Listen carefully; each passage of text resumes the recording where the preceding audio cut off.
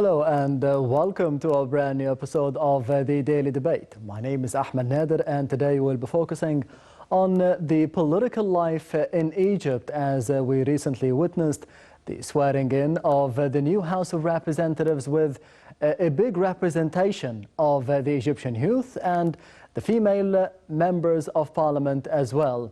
And we will be having more information about the new House of Representatives and the formation of it in the upcoming report.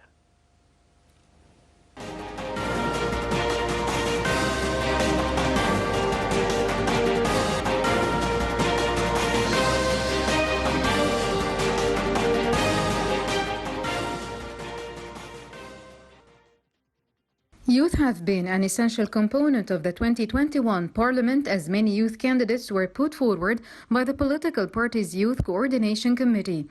Since its establishment 2 years ago, the YCC aims to grow political life and work with youth to put an end to the state of polarization and find common ground.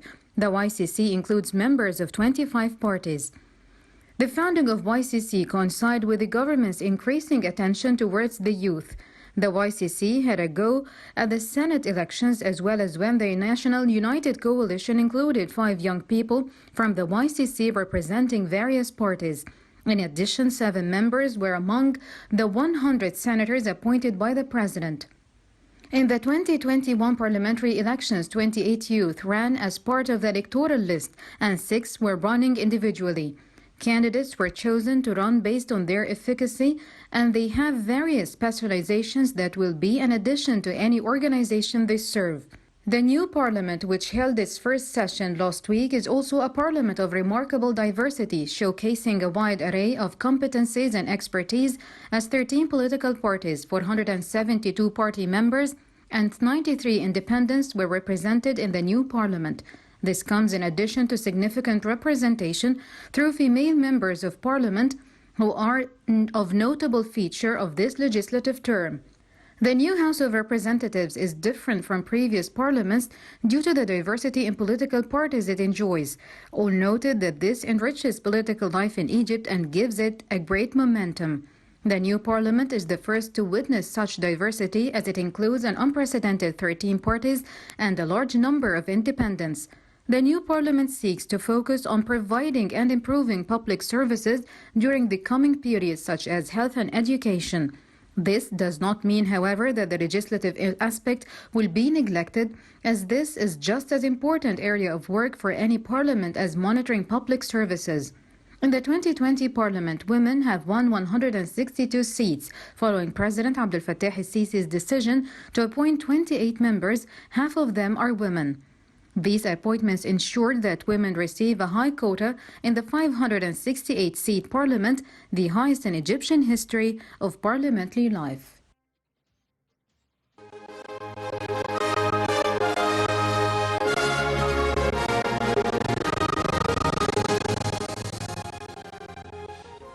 The swearing in of the new parliament last week, as we did see in the past report, has a very very important keyword, which is diversity. And we will be discussing diversity and the representation of the youth and the female membership in the new House of Representatives with Ms. Nihal Salahuddin, the member of the PLP, the Presidential Leadership Program, over the phone. Thank you very much for being with us tonight.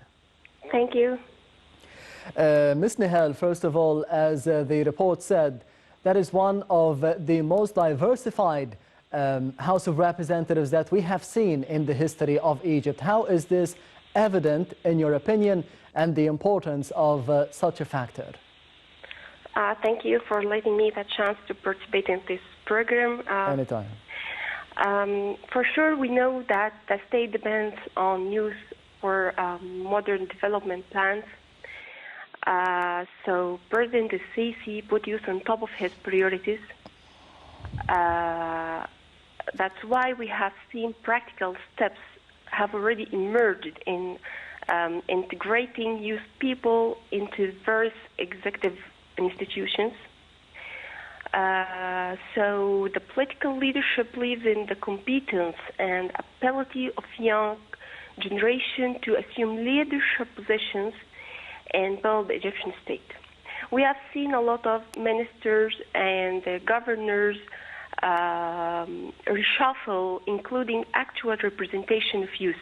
Yes. That confirms undoubtedly that youth empowerment has come true and is not just a slogan. Several mechanisms have been emerged through the last decades that, for example, we have seen a lot of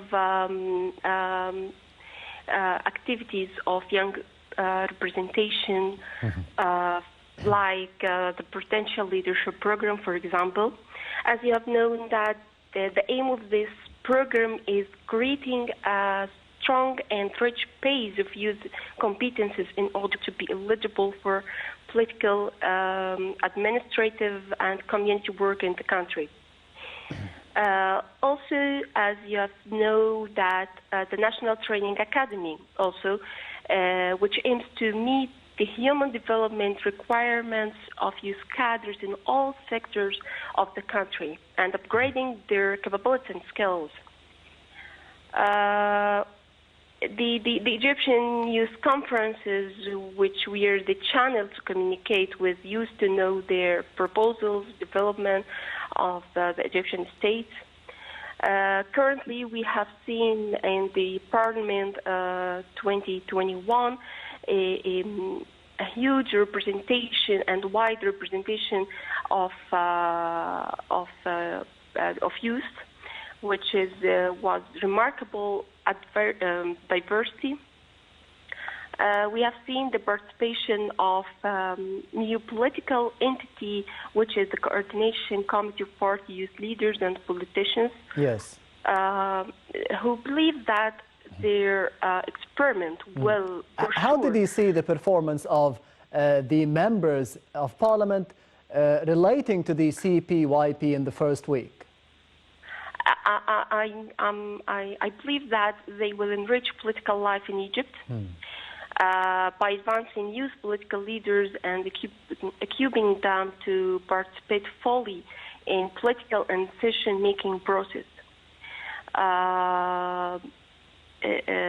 Like this participation is depending on building human beings as nations advance through their youth. Yes, Ms. Nihal, of course, you are a member of the Presidential Leadership Program, and we did see under the tenure of President Abdel Fattah al-Sisi that he has a special agenda for the young men and the young women of Egypt. Would you tell me more about your experience at the PLP and how important is it to be training the young men and the young women of Egypt to be future leaders of politics in the country? As you know, that the PLP was an idea, and it continued for 2 phases as an initiative. But the extension of the PLP has already an entity now, which is the National Training Academy. And the vision of the president not only to hold or to empower the Egyptian youth, but it extended to the Arab and African youth. Yes. The National Training Academy execute a new and several initiatives for African and Arab youth also. It helps training for all sectors of youth in different fields and sectors. We have seen some of, or a lot of its graduates in the ministers as minister deputies and ministers' assistants, yes. even governors and the deputy governors. So it isn't not just participation, but it has actual impact. It is just not about participation. Returning to the new House of Representatives, how do you see there is a solid opposition bloc in the House of Representatives now. How do you see the importance of such opposition within the House of Representatives as an enrichment to the political life in Egypt? For sure, the president know that youth represents about 60% of total population of Egypt. So the state depends on them for the modern development plans. That's why he has an agenda, and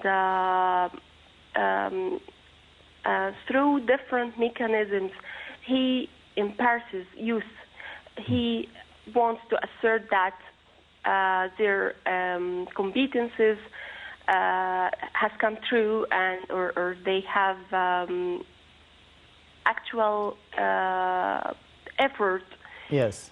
In the Egyptian state. Mm-hmm. To be translated on the ground or in the real political life in Egypt. Ms. Nihal Salah Eddin, the member of the Presidential Leadership Program, the PLP, thank you very much for being with us tonight on the Daily Debate over the phone. We'll be having a quick break, so stay tuned.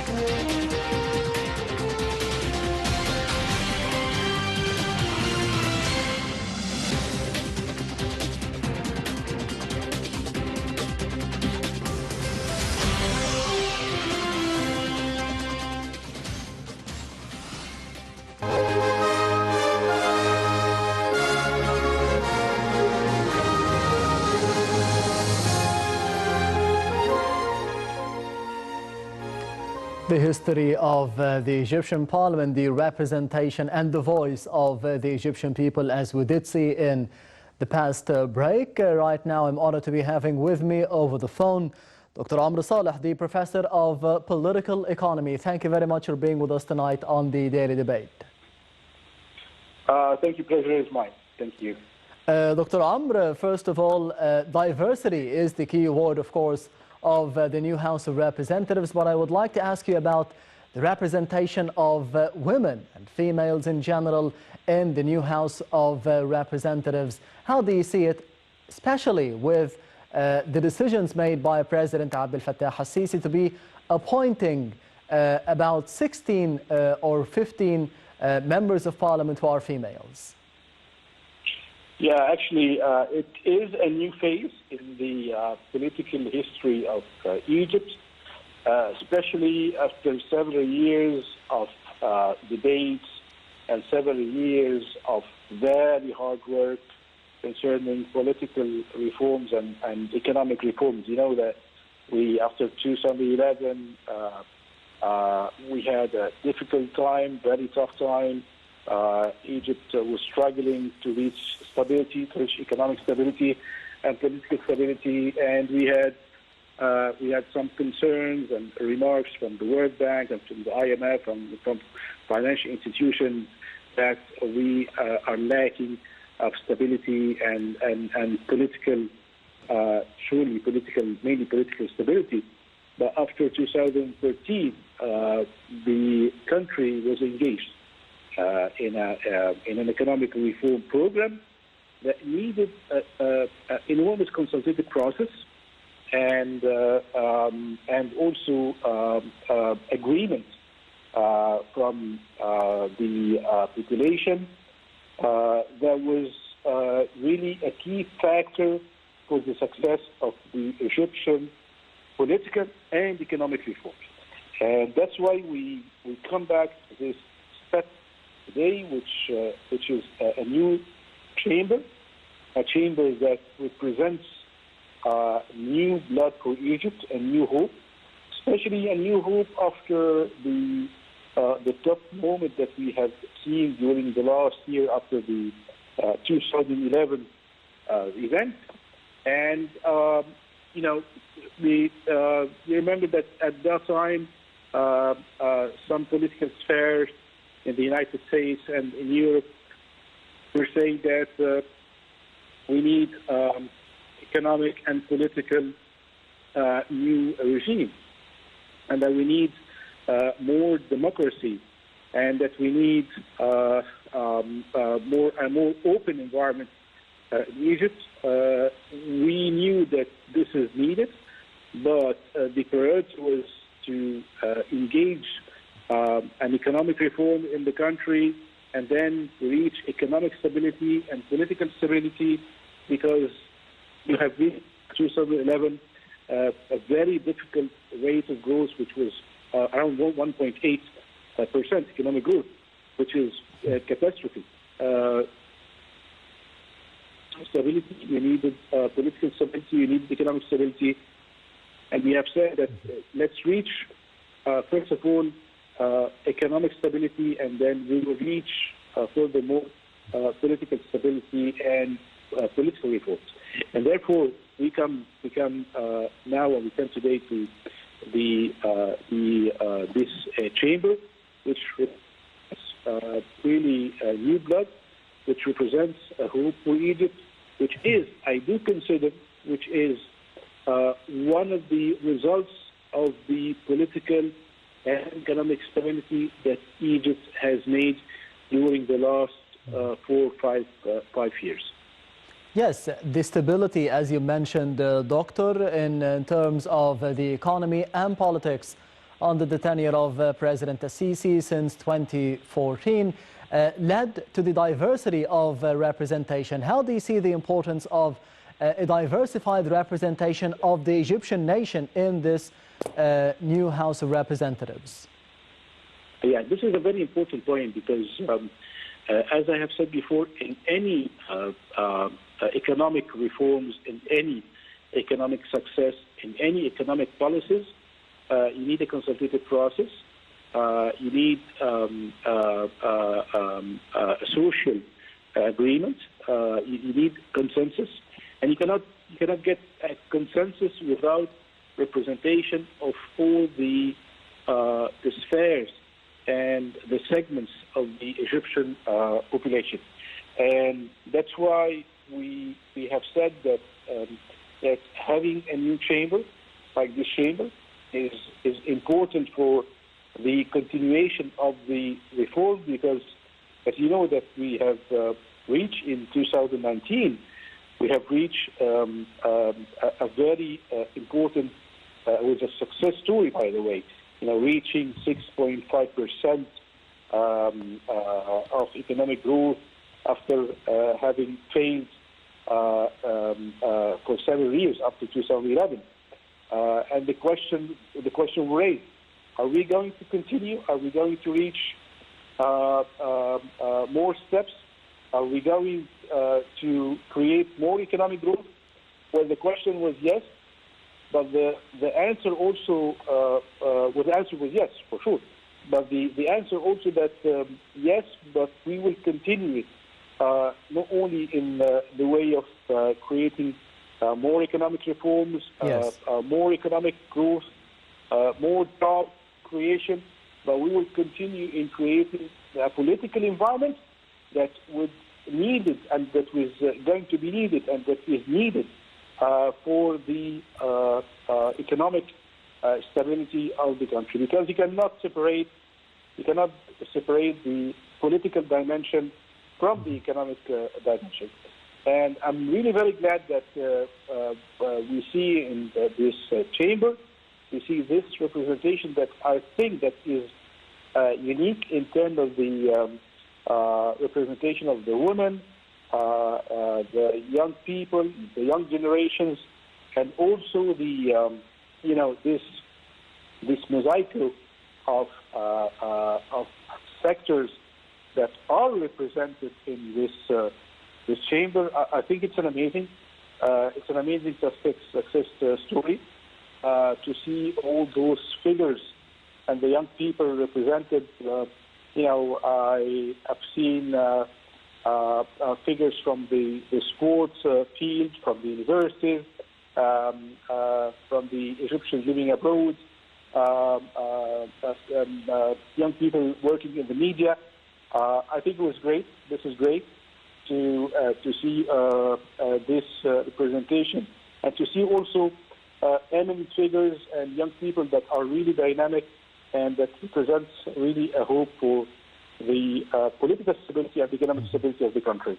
Yes, speaking of the representation of the Egyptian youth, as we did see in the past 6 or 7 years under President Abdel Fattah al-Sisi, there is special importance in his agenda for the young people of Egypt, of Africa, and even the world, and initiatives being made every year for the young men and the young women of Egypt. How did you see this reflected in the representation of the young men and the youths and the young women of the new House of Representatives, the importance of such a step for this year and beyond for the future of Egypt? As I have said, I think that this representation is unique, and this House is really unique to see all those members belonging to the young generation. Yes. And as I have said, that I'm really happy not only to see this number of young people, but to see very dynamic things. I don't want to talk about names. I don't want to mention names, but really, indeed, the names that I have seen have made me extremely happy, because I've seen people that are really dynamic, that do not represent the classic political nomenclatura, but they represent the real hope and the real sense and the real feelings of the young people in Egypt. And I was really surprised to see this representation from different sectors. Yes. From the country, and I think this is really a success story, and it's one of the best House of Representatives that I've ever seen in my life in Egypt. Mm-hmm. Yeah, speaking about the focus of this Parliament, of this House of Representatives, what do you think would be the main laws, the main legislations that they will be focusing on in the upcoming years? Well, I think that the decentralization of the local management of the municipalities and the public management is going to be one of the hot topics that would be raised. I think that we need reforms in terms of management and decentralization in the cities, in the villages, and giving the authorities for the mayors and for the departments and the governorates to manage themselves. And I think that this is an area where we do need reforms. This law and this issue was tackled and was raised. I think if I'm not mistaken, this issue was raised maybe 15, 20 years ago. We didn't reach an agreement. It was just a hope. and we were talking for years about reforms in the local spheres, in the governorates, and to reach a law or reform that would give the chance for the people in the governorate to participate in the management of the cities and the village and the governorates. So I think this is one of the important topic, and I do believe that other topics that would need to be tackled is environmental problems, environmental management, communal productions. These are topics that need lots of dynamic consultative process, and I think that the young people and this Parliament and this House of Representatives will be able to tackle these subjects in a very effective way. Yes, and we do have a Senate as well. How do you see the potential coordination and cooperation between the House of Representatives and the Senate in terms of different roles? Well, the two chambers are different. Yes. The mandates of the two chambers are different. However, it's very efficient, and it was said at the beginning, people were talking about having two levels of representatives and how is going to be the coordination, and maybe there's going to be a conflict of interest between the two chambers. But I've seen and I've heard the remarks and and what was said by the officials in the two chambers. Well, what was said was really very reasonable.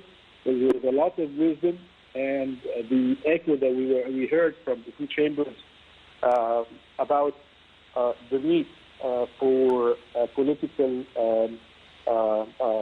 coordination had made me very much confident that the two chambers will be able to coordinate, and I think that having two chambers in Egypt is going to be very much needed for more economic and political reforms, and for more dynamic and courageous steps to be taken in the country during the next 3 years.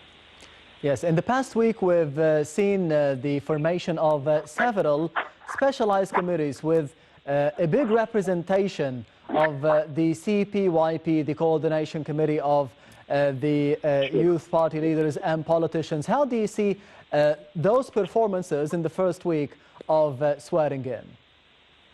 Well, I have pulled the creation of the committees, the technical committees, and I was extremely happy to see that these committees were headed by very qualified people, very strong people that have experience.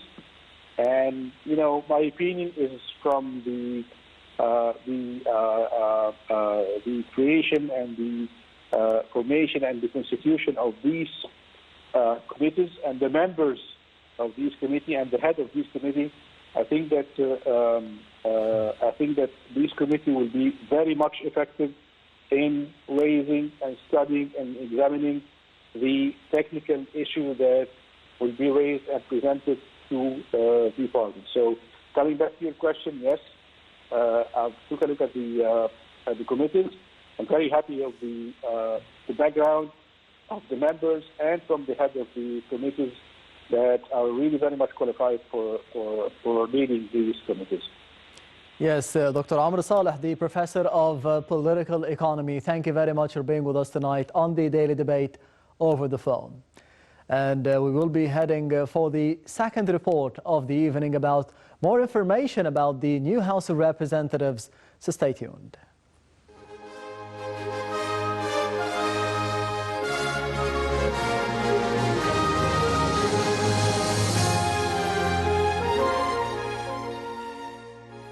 Despite the 891 laws and other legislative work that the previous House of Representatives completed during its 5-year session, there remain other items on the table that was unable to resolve due to the legislative agenda's congestion.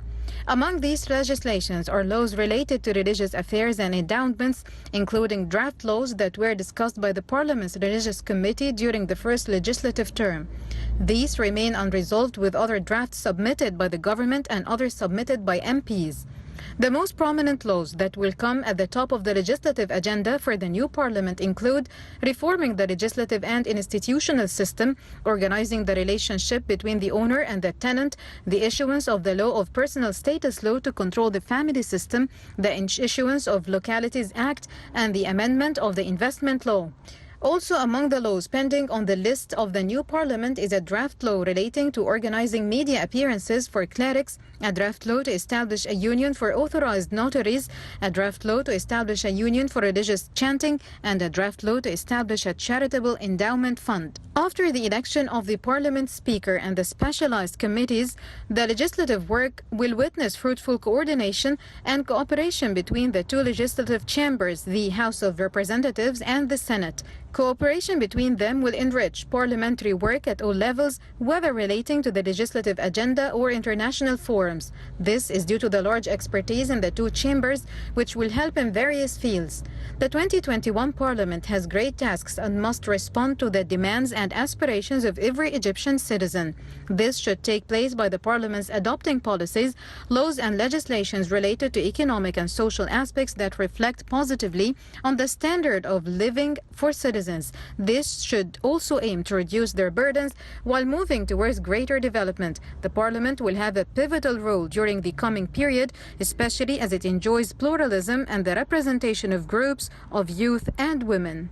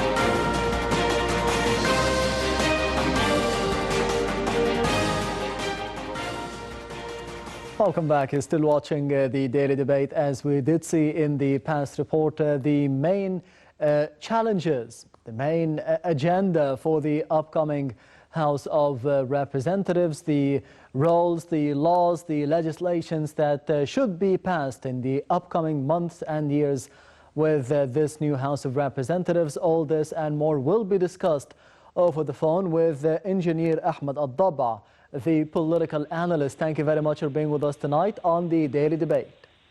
Thank you as well. Thank you for having me. Thank you very much once again. Speaking first of all about the representation of youth, the Egyptian young men and the young women, how do you see the representation of the Egyptian youth in the parliament or the new House of Representatives now? Okay, so as a start, so actually the representation of the youth in general in the government is having a huge impact or actually a huge view during the current the current circumstances. Engaging youth in decision making, in putting ideas on the table, in discussing scopes, in planning actually for the future is something that is really remarkable in the current government. To talk more in specific, having a huge representation in the parliament, this is the first time to see that lots of young faces inside the parliament. Actually, yes. We used to, in the previous eras, to see people who are above 35 or 40 years old inside the parliament, which was something, it was okay, but lots of engaging ideas were missing. Lots of powerful ideas were missing. Lots of ideas which are related to the current events, including technology, even including the new language of the youth. We're having a country where more than 30% of its population consists of youth. Yes. So having missing in the previous periods was giving the country a hard time of neglecting this huge power, and countries are being built using its brutal force, which is youth. So including them now in the decision making, all the institutes which are including youth are giving the country a new kind of hope in having a brighter future, I guess. Yes. On the other hand, how did you see the representation of the female members of parliament as well in this new House of Representatives? Yes, and that's remarkable as well. So seeing, actually, that was a talk of all the political, actually all the political scope included people during the past period. Seeing lots of female members inside the parliament is totally different from what we have used to see.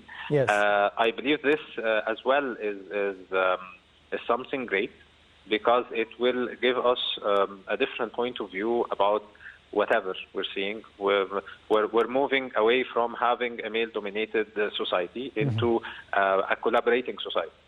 And since the parliament is representing all the people of the nation, so having half of the society being represented strongly in the parliament is going to have a huge impact as well in the decisions and how the decisions are impacting our population. To be reflecting the collaboration between the members of the society within the parliament, how do you see the main challenges, the main role, the main agenda of this House of Representatives now for the upcoming years as well? So actually, they have lots of challenges. Actually. Yes. Because they are having the same challenges as the country is having, and they are the country now. They are the representation of the country. So they're having lots of tough challenges because we are, especially in the current situation of that the world is facing lots of change inside. For example, whatever is happening in the States, whatever is happening with UK and the Brexit, lots of instabilities are happening around the world, and we At the same time, we're trying to maintain internal development at our country, which definitely would be impacted. So they're having a challenge of ensuring that the legislations are keeping stability inside the country. They're having the challenge of coping up with the globalization, which is having a very fast pace, actually faster than whatever it has been during the past period. They're having the challenge of integrating whatever technological aspects inside all of our systems Yes. in order to have a more efficient organizations, either in the government side or legislations which are related to the private corporate sector. They're having a huge challenge of how they are going to include other youth inside the decision-making cycle, because now they're representing youth. So they need to be there to understand and to include the youth point of view inside the decision-making process, which is something new for them and for the country. Yes, President Abdel Fattah al-Sisi had an elaborate agenda for the young men and the young women, not just Egypt, but Africa and the world, through different initiatives like the PLP, for example, the Presidential Leadership Program, the forums that were held with the attendance of His Excellency in Sharm el-Sheikh, Ismailia, Aswan for the African youths as well. How do you see those initiatives bearing fruits now? We are gaining what President al-Sisi had in mind in the past 6 or 7 years in terms of efforts investing in the youth. Okay, so speaking of the PLP or the Presidential Leadership Program, it was the first seed in including youth in the governmental programs in general. Yes. Okay, so he opened the door for people to learn, to understand, to get trained. Trained about programs which we're having now senior managers at the government or even at the big corporates are knowing. So the young people now are having a much higher capability than ever. So I believe that was a very good step, which resulted in having now these young people at the parliament. That's one. And I see, on the other hand, there is lots of other efforts related to including more youth inside other training programs, other initiatives. So let me take you box a bit. There are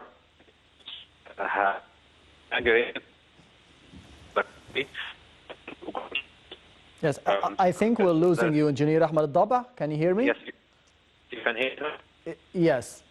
Okay. So there are also not as the PLP are happening now inside the country. For example, there is a program called TIVAT. This is a joint program between the government and between the European Bank to encourage projects and entrepreneurship in the different sectors of tourism.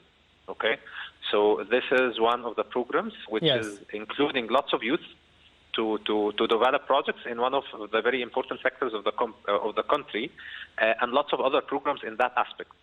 So I believe youth needs to understand as well and to look and search what are the programs that they can be included in, because we can see the results on the ground now, right? We can see a parliament full of youth, we can see decision makers full of youth, we can see lots of entrepreneurs from youth. So this is the youth time, I believe. And I believe more of these programs results will appear in the coming period, inshallah. Yes, Engineer Ahmed Al-Daba, the political analyst, thank you very much for being with us tonight on the Daily Debate. And this brings us to the end of a very special episode of the Daily Debate, as we have focused tonight on the upcoming role of the new House of Representatives and the diversity of representation of the members inside of it for the upcoming years. Thank you for watching, and goodbye.